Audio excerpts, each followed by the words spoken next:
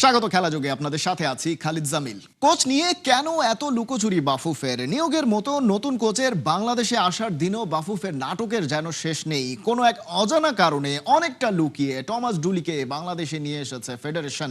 সারাদিন হোটেলে রাখার পর বিকেলে ক্রীড়া সাংবাদিকদের প্রতিষ্ঠান বিকেএসপির স্পোর্টস অ্যাওয়ার্ড অনুষ্ঠানে তাকে আনভেইল করা হয়।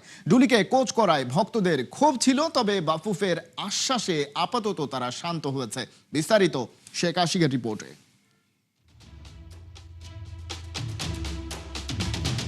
হামজাদের নতুন কোচ টমাস ডুলি যেন সিনেমার হিরো। তার প্রেজেন্টেশন হলো একেবারেই ভিন্নভাবে।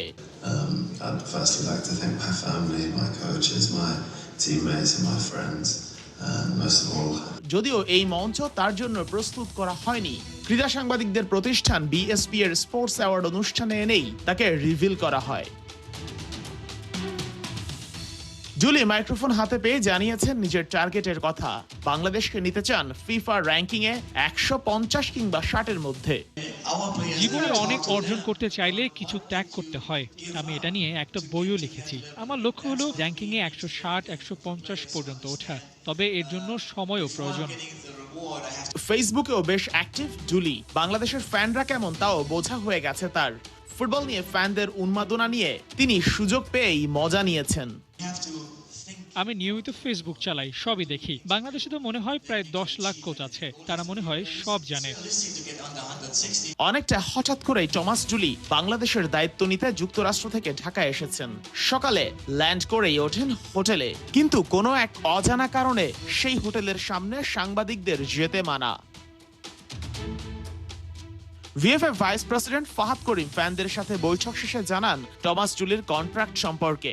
যদি তার আন্ডারে দল খারাপ করে তবে বাইলস অনুযায়ী ব্যবস্থা নেওয়ারও নাকি সুযোগ আছে। যখন আমরা একটি হেড কোচকে অ্যাপয়েন্ট করি, আমাদের তো কিছু এক্সপেকটেশন থাকে, তো আমরা ইন ডিউ কোর্স দেখবো সেই এক্সপেকটেশনটা ফুলফিল হচ্ছে কি হচ্ছে না। ইনশাল্লাহ আশা করি সেটা ফুলফিল হবে and it will be a good journey. আর গড ফরবিড যদি দেখি যে আমাদের এক্সপেকটেশন ফুলফিল হচ্ছে না, তখন অ্যাকর্ডিং টু কন্ট্রাক্ট যেটা ব্যবস্থা নেওয়া হবে। ডুলির সাথে বাফুফের চুক্তি হয়েছে মোট 2 বছরের। 24 মার্চ থেকে শুরু তার অ্যাসাইনমেন্ট। 5 জুন সান মারিনোতে প্রথম পরীক্ষা। শেখ আশিক, 71, ঢাকা। ক্রিকেট দলের নির্বাচক টু ম্যানেজমেন্ট সবাই এখন সেলিব্রেশন মুডে। অস্ট্রেলিয়া সিরিজের আগে যে যার মতো ছুটিতে, তার সাথে যোগ হয়েছে ফিফা ওয়ার্ল্ড কাপের উন্মাদনা। ব্যাটিং কোচ মোহাম্মদ আশরাফুল জানালেন টেস্ট টিমের টপ অর্ডার ব্যাটারদের কি টার্গেট তিনি সেট করে দিয়েছেন। আর শাহরিয়ার নাফিস বলছেন এই দলটার এখন আর ভয় ডর বলে কিছুই নেই। রিপোর্টে বিস্তারিত। আমি আর্জেন্টিনার ফ্যান, আমি চাই আর্জেন্টিনা জিতুক। আর আমি 32 বছর জিতবে করে 32 বছর পরে জিতছে। So I cannot predict. ভালো ফুটবল দেখতে চাই, জিতলে ভালো, না জিতলেও সমস্যা নাই। একটা প্লেয়ার টিমে থাকবে কি থাকবে না ওইটা নিয়ে সেলিব্রেশন হয়, তার মানে তাদের পারফরমেন্স নিয়ে মনোযোগ মনে হয় কম। বাট ব্রাজিলের সেই কোয়ালিটি আছে, ভালো খেলে জিতবে। আর্জেন্টিনার লাস্ট ফাইনালটা একাই দেখেছিলাম বাসায়। আল্লাহর রহমত ছিল বলেই আসলে চ্যাম্পিয়ন হতে পেরেছে। একটা হারানো বিজ্ঞপ্তি।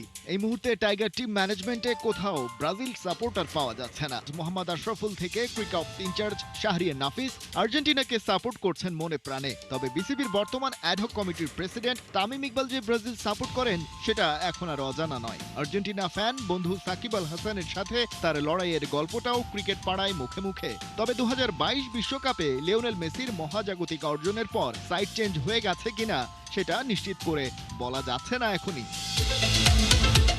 তবে ব্রাজিল আর্জেন্টিনা যে যেটারই সাপোর্টার হোক না কেন, সবাই এক পতাকার নিচে, যার রং লাল সবুজ। আর এবারে সেই বাংলাদেশ ক্রিকেট ফ্র্যাটার্নিটি বুঁদ হয়ে আছে পাকিস্তানের বিপক্ষে back to back test series জয়ের আনন্দে। সিলেক্টেড হলেও যা, সিলেক্টেড না হলেও তা। যদি আপনি এভাবে জিজ্ঞেস করেন, আমার মনে হয় যে ক্রিকেট প্লেয়ার হিসেবে, এক্স ক্রিকেটার হিসেবে বাংলাদেশ যখন টেস্ট সিরিজ যেতে, যখন টেস্ট ম্যাচ যেতে, অনুভূতিটা একই রকম থাকে। আমাদের টেস্ট টিমটা কিন্তু সবচেয়ে এক্সপিরিয়েন্স একটা দল। আপনি যদি দেখেন যে আমাদের প্রায় 4-5টা প্লেয়ার আছেন যারা 50+ টেস্ট ম্যাচ খেলেছেন। মুশফিক তার 100তম টেস্ট খেলেছেন। বিভিন্ন ফেসে আমরা সাকসেস পেয়েছি, তবে অবশ্যই খেলার মাঠে বাংলাদেশের যাত্রাটা খুবই দুর্দান্ত হচ্ছে এবং আমরা খুব ভালো রেজাল্ট পাচ্ছি, যেটা আমাদের ক্রিকেটের জন্য ইতিবাচক। বোলাররা বরাবরই পারফর্ম করে দাঁত ভাঙা জবাব অ্যাক্রস দ্য ফরম্যাটই দিয়ে এসেছে প্রতিপক্ষকে। ঘাটতিটা ব্যাটিং এই বেশি, বিশেষ করে টপ অর্ডারে। বেশ কদিন ধরেই টাইগার ব্যাটিং কোচের দায়িত্বে থাকা মোহাম্মদ আশরাফুল টপ অর্ডার ব্যাটারদের একটা টার্গেট সেট করে দিয়েছেন। শান্তরা সেটাই হিটও করতে পারছে নিয়মিত। টপ 4-এর একটা ব্যাটসম্যান যেন এভরি টেস্ট ম্যাচে একটা 100 করি আমরা। ওয়ার্ল্ড কাপের পর্যন্ত আমাদের মনে হয় 18টা টেস্ট ম্যাচ। আলহামদুলিল্লাহ লাস্ট 4 টেস্ট ম্যাচে আমাদের 7টা সেঞ্চুরি হয়েছে, অলমোস্ট 12 থেকে 14টা 50 হয়েছে এবং 50গুলো বড় বড়। আপনি যদি দেখেন যে মমিনুল 91, 82, সাদমাম 80 করেছেন, তো মমিনুল টানা 5 ইনিংসে 5টা 50 করেছেন। সেলিব্রেশনের পর অস্ট্রেলিয়া মিশনের জন্য তৈরি তো হতেই হচ্ছে টাইগারদের। পাকিস্তানের বিপক্ষে বাংলাদেশের স্লেজিং নিয়ে আলোচনা হয়েছে বেশ, আর অস্ট্রেলিয়া তো এই লাইনে বিশ্ব সেরা। তবে ম্যানেজমেন্টের পক্ষ থেকে মেসেজটা পরিষ্কার, কোনো দলকেই ছেড়ে কথা বলা চলবে না। BCB cricket operations in charge Shahriar Nafees অন্তত সেটাই বলছেন। বাংলাদেশের ক্রিকেটার গত 15 বছর ধরে ওয়েল প্রিপেয়ার্ড, এগুলো আমরা এখন আর ভয় পাই না।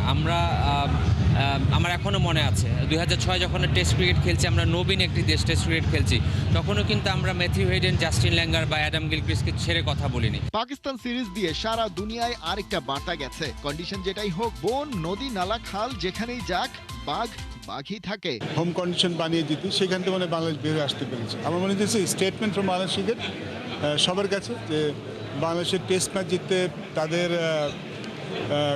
হোম কন্ডিশন বানাতে হবে। খালিদ জামিল, একাত্তর। টেস্টে বদলে যাবার রহস্য কি? কিভাবে টাইগারদের এত উন্নতি? পরিকল্পনা মতো এগিয়ে যাওয়াই আসল কারণ, জানালেন ক্রিকেট অপারেশনস ইনচার্জ শাহরিয়ার নাফিস। বর্তমানে ভারতের ওপরে টিম বাংলাদেশ টেস্ট চ্যাম্পিয়নশিপে ধারাবাহিকভাবে ভালো খেলে কমপক্ষে 6 থেকে শেষ করতে চায় টাইগাররা। নাহিয়ান বিন জসিমের রিপোর্ট।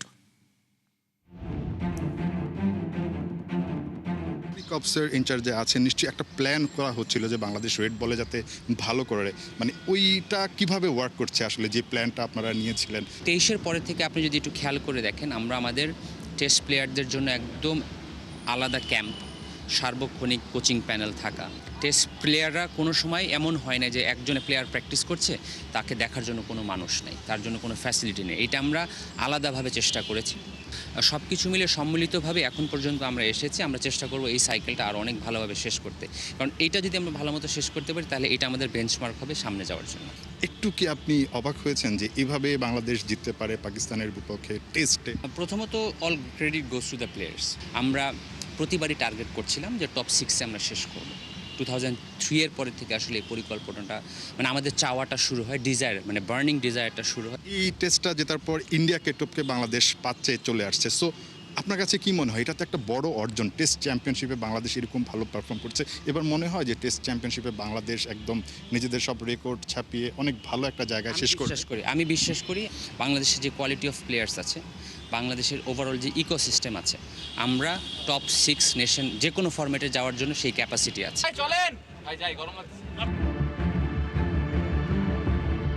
ক্যাপ্টেন হিসাবে শান্ত আউটস্ট্যান্ডিং লিডারশিপ দেখিয়েছে। দেখুন, আমাদের 3 ফরম্যাটের 3জন ক্যাপ্টেন 3 রকম ইউনিক। তারা খুব ভালো মতো দলকে নেতৃত্ব দিচ্ছে এবং তারা যখন একসাথে খেলছে তাদের যেই নিজেদের মধ্যে বোঝাপড়া, এটা আনবিলিভেবল। অনেকেই বলে 3 ফরম্যাটে ক্যাপ্টেন থাকলে সমস্যা হতে পারে, এটা আমরা দেখি নাই। এটা ক্রেডিট গোস টু দেম। আমাদের ফাস্ট বোলিং ইউনিট গত 4-5 বছর যে উন্নতিটা দেখিয়েছে, এটা আসলেই unbelievable. It started with Mashrafe ভাই, হি ওয়াজ আওয়ার আইকন। ওর পরে এসেছে মুস্তাফিজ অ্যাজ অ্যান আইকন। আমি অনেক ভালো বোলার এসেছে, আমি যে আইকনের কথা বলছি। Then became Taskin as an icon. এখন Nahid Rana is a icon. এই যে নাহিদ রানার উত্থান, এই একটা নাহিদ রানা আরও 10টা নাহিদ রানার জন্ম দেবে। একটা মাশরাফি 10টা মাশরাফির জন্ম দিয়েছে। তো আপনি যদি ইন্টারন্যাশনালি ভালো করতে চান, আপনার ফাস্ট বোলিং ইউনিটে ভালো করতেই হবে। হ্যাভিং সেড দ্যাট, এই সিরিজে উইকেট টেকিং অ্যাবিলিটি কিন্তু সমান। তার মানে আপনার স্পিনাররাও ভালো করছে। We are in a very good position at this moment. আমরা খুব স্বস্তিতে আছি যে আমাদের টিমটা ভালো করছে, কিন্তু এটা আমরা কন্টিনিউ করতে চাই। আপনার কাছে কি মনে হচ্ছে টেস্ট চ্যাম্পিয়নশিপে বাংলাদেশ এবার কত নম্বরে থেকে শেষ করতে পারে? আমি মনে প্রাণে বিশ্বাস করি বাংলাদেশ 1 থেকে 6-এর মধ্যে থাকা উচিত। আমি যদি আপনি আমাকে বলেন, আমি স্টেপ বাই স্টেপ জিতে চাই। এবার আমি 1 হয়ে গেলাম, পরের বার 10 হলাম না। নাহিয়ান বিন জসিম, 71। বার থেকে সেলুন, রাস্তায় প্ল্যাকার্ড হাতে দাঁড়িয়ে থাকা কোনো তরুণ সবার কাছে পৌঁছে গেছে ইংল্যান্ডের বিশ্বকাপ স্কোয়াড, যেখানে হ্যারি কেইন, বেলিংহ্যামদের ভিন্নভাবে পরিচয় করে দিয়েছে ইংলিশরা। নিজেদের ইতিহাস ঐতিহ্যের জানান দিতে পপ কালচারকে সামনে এনে থ্রি লায়ন্স দেখিয়েছে এভাবেও দল ঘোষণা করা যেতে পারে। তবে আসল চমকটা দেখিয়েছেন কোচ থমাস টুখেল। আবু নাইমের রিপোর্টে বিস্তারিত। বিশ্বকাপের স্কোয়াড ঘোষণা নাকি সিনেমার টিজার? ইংল্যান্ড আসলে করতে চাইলো কি? ব্ল্যাক অ্যান্ড হোয়াইট থেকে ঝা চকচকে রাস্তা, একেবারে ভিন্ন এক আমেজ নিয়ে বেলিংহামদের পরিচয় করিয়ে দিয়েছে থ্রি লায়ন্স। যেন বিশ্বকাপ খেলতে যাওয়ার আগেই স্পেশাল মেসেজ দিয়ে যাচ্ছেন জুড বেলিংহামরা। শুরুটা হয়েছে একজন পপ সিঙ্গারকে দিয়ে, যিনি দৌড়ে শহর পার হচ্ছেন, পেছনে প্ল্যাকার্ড হাতে সমর্থকরা জানিয়ে দিচ্ছেন বিশ্বকাপে ইংলিশদের দলে থাকছেন কারা। বেলিংহামের নামটা আবার ভেসে উঠেছে নিউ ইয়র্কের নাইট লাইফ এনজয় করা একজন সমর্থকের পিঠে। মূলত আমেরিকান বিশ্বকাপের ভাইবটা ছড়িয়ে দিতেই এমন আয়োজন করেছে ইংল্যান্ড। তবে এখানে লুকিয়ে আছে স্পেশাল একটা মেসেজও। 60-এর দশকে ইংল্যান্ড থেকে আমেরিকায় গিয়ে ফ্যাশন অ্যান্ড হেয়ার স্টাইলে বড় ধরনের ইম্প্যাক্ট রাখে ব্যান্ড দল বিটলস। সেই স্মৃতি আবার তাজা করতে পপ সিঙ্গারদের একটা ভাইবও আনা হয়েছে এই ভিডিওতে, যেন সেই সময়ের মতো করে আবারও আমেরিকায় একটা ঝড় তুলতে যাচ্ছে ইংল্যান্ড। টমাস টুখেল স্কোয়াড ঘোষণার মতো নতুনত্ব এনেছে দলেও। ডিফেন্ডার হ্যারি ম্যাগুয়ারকে বাদ দিয়েই সাজিয়েছেন দল। কোল পামারও জায়গা করে নিতে পারেননি, মিডফিল্ডার ফিল ফোডেনকে নিয়েও কোনো প্ল্যান নেই। দলে নতুন মুখ আনতে বাদ দিয়েছেন আলেকজান্ডার আর্নল্ডকেও। স্টার পাওয়ারকে গুরুত্ব দিতে ইনফর্ম কেউ যেন বাদ না পড়ে সেই হিসেব করেছেন টুখেল। রিয়াল মাদ্রিদ, ম্যানচেস্টার সিটিতে খেলা অনেকে সুযোগ না পেলেও অ্যাস্টন ভিলা, আল আহলিতে খেলা তারকারা আছেন এই দলে। টুখেল নিজেকে লাকি মনে করতেই পারেন, তার দলে আছে Manchester city, Barcelona, Real Madrid থেকে শুরু করে দুনিয়ার সব বড় বড় ক্লাবের তারকারা। স্টার্টিং 11 কিংবা সাইড বেঞ্চ এমন একটা দল নিয়ে যাচ্ছেন বিশ্বকাপে, যেখানে কমতি বলতে তেমন কিছুই নাই। ডিফেন্স লাইনে আছে চেলসির রিস জেমস, ম্যান সিটির নিকো ও রাইলিদের মতো তারকারা।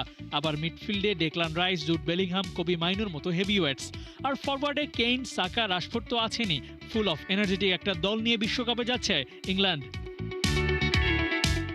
খালি চোখে তেমন কোনো লুফলস খুঁজে পাওয়া মুশকিল, তবে ফিল ফোডেন, পামার, আর্নল্ডের না থাকাটা একটা ইস্যু তো হতেই পারে। তবে নিজেদের সেরাটা দিতে পারলে এই দলটাই বিগ ফিশ আর লম্বা রেসের ঘোড়া। ইংলিশ ফ্যানরা তাই আরও একবার বলছে, dear football, it's coming home. Abu Naim, ৭১। অবশেষে অপেক্ষার অবসান। আল নাসরের ৬ বছরের শিরোপা খরা ঘুচিয়ে সৌদি প্রো লিগে ট্রফি উঠেছে ক্রিস্টিয়ানো রোনালদোর হাতে। দামাকের বিপক্ষে জোড়া গোল, চোখের জলে ভেসে যাওয়া উদযাপন আর ক্যারিয়ারের ৯৭৪ নম্বর গোল সেলিব্রেশন, সব মিলিয়ে যেন এক সিনেমার শেষ দৃশ্য। কিন্তু এখানেই শেষ নয় গল্প। ৪১ বছর বয়সেও বিশ্বকাপের মঞ্চে নামার প্রস্তুতি নিচ্ছেন পর্তুগিজ মহাতারকা। তবে প্রশ্ন হচ্ছে, এই শিরোপা কি শুধু রোনালদোর পুনর্জন্মের গল্প, নাকি ২০২৬ বিশ্বকাপের আগে পর্তুগালের সবচেয়ে বড় আশার আলো? একটা সময় মনে হচ্ছিল সৌদি আরবের মাটিতে যেন শুধু গোলই করছেন, কিন্তু ট্রফি ছুঁতে পারছেন না ক্রিস্টিয়ানো রোনালদো। আল নাসরে যোগ দেওয়ার পর টানা 2 মৌসুম গোল্ডেন বুট জিতেও লিগ শিরোপা ছিল অধরা। অবশেষে সেই আক্ষেপ মুছে গেল ২০২৫-২৬ মৌসুমের শেষ রাতে। দামাককে ৪-১ গোলে উড়িয়ে দিয়ে সৌদি লিগ চ্যাম্পিয়ন আল নাসর, আর মঞ্চের সেই নায়ক দা ক্রিস্টিয়ানো রোনালদো। সাদিও মানের হেডে শুরু, এরপর কিংসলে কোমানের কার্লিং শটে ব্যবধান দ্বিগুণ। এরপর এক মুহূর্তের জন্য ম্যাচে ফেরার ইঙ্গিত দিয়েছিল দামাকা, কিন্তু এরপরেই দা CR7 সহ অসম্ভব কোণ থেকে ফ্রিকিক, এরপর বক্সের ভেতরে শিকারির মতো আরেকটা গোল। 2 গোলেই নিশ্চিত হয় আল নাসরের শিরোপা। আর শেষ বাঁশির পর কান্নায় ভেঙে পড়লেন পর্তুগিজ এই সুপারস্টার। পরিসংখ্যান বলছে এই মৌসুমে রোনালদোর গোল ২৮, এর চেয়ে বেশি গোল আছে শুধু জুলিয়ান কুইনোনেস আর ইভান টনির। তবে সবচেয়ে বড় পার্থক্যটা অন্য জায়গায়। ৪১ বছর বয়সেও তিনি এখনো ম্যাচের ভাগ্য নির্ধারণ করছেন সবচেয়ে চাপের মুহূর্তে। দামাকের বিপক্ষে ৬ ম্যাচে তার গোল ৯, ক্যারিয়ারের গোল সংখ্যা দাঁড়িয়েছে ৯৭৪। অর্থাৎ ফুটবল ইতিহাসের ১০০০ গোলের মাইল ফলক থেকে মাত্র ২৬ গোল দূরে ক্রিস্টিয়ানো রোনালদো। কিন্তু এই শিরোপার সবচেয়ে বড় তাৎপর্য হয়তো অন্য জায়গায়। বিশ্বকাপের আগে পর্তুগাল পেয়েছে তাদের অধিনায়কের সবচেয়ে আত্মবিশ্বাসী সংস্করণকে। কারণ বয়স বাড়লেও রোনালদোর সবচেয়ে বড় শক্তি এখনো মানসিকতা। গত ৩ মৌসুমে সৌদি লিগ নিয়ে ইউরোপিয়ান ফুটবল দুনিয়ায় যতই ব্যঙ্গ হোক না কেন, তিনি নিজেকে থামতে দেননি, বরং ইংল্যান্ড, স্পেন আর ইতালি আর এখন সৌদি আরব 4টি ভিন্ন লিগে শিরোপা জয়ের কীর্তি করে দেখিয়ে দিয়েছেন যে তার বয়সকে ক্যারিয়ার দিয়ে মাপা যায় না। একসময় বলা হচ্ছিল ইউরোপ ছেড়ে সৌদিতে যাওয়া মানেই প্রতিযোগিতামূলক ফুটবলের শেষ অধ্যায়, অথচ এখন বিশ্বকাপের আগে সবচেয়ে ধারালো, সবচেয়ে ক্ষুধার্ত এবং সবচেয়ে আবেগী রোনালদোকেই দেখছে ফুটবল বিশ্ব। বয়স 41 কিন্তু এখনো খেলছেন তরুণদের মতোই। তাই প্রশ্নটা এখন আর শুধু সৌদি লিগ জেতা নিয়ে নয়, প্রশ্নটা হচ্ছে ইতিহাসের শেষ মহারণের আগে দাঁড়িয়ে CR7 কি পারবেন বিশ্বকাপের সবচেয়ে অসমাপ্ত অধ্যায়টাও পূরণ করতে, নাকি সৌদির এই কান্না ভেজা রাতই হয়ে থাকবে তার মহান শেষ জয়ের গল্প। জুবায়ের নূর, 71। এই ছিল এখনকার খেলা যোগে। সরাসরি সংবাদের অনুষ্ঠান দেখতে চোখ রাখুন 71-এর ফেসবুক পেজে এবং সাবস্ক্রাইব করুন 71-এর ইউটিউব চ্যানেল। 71-এর সাথে থাকুন।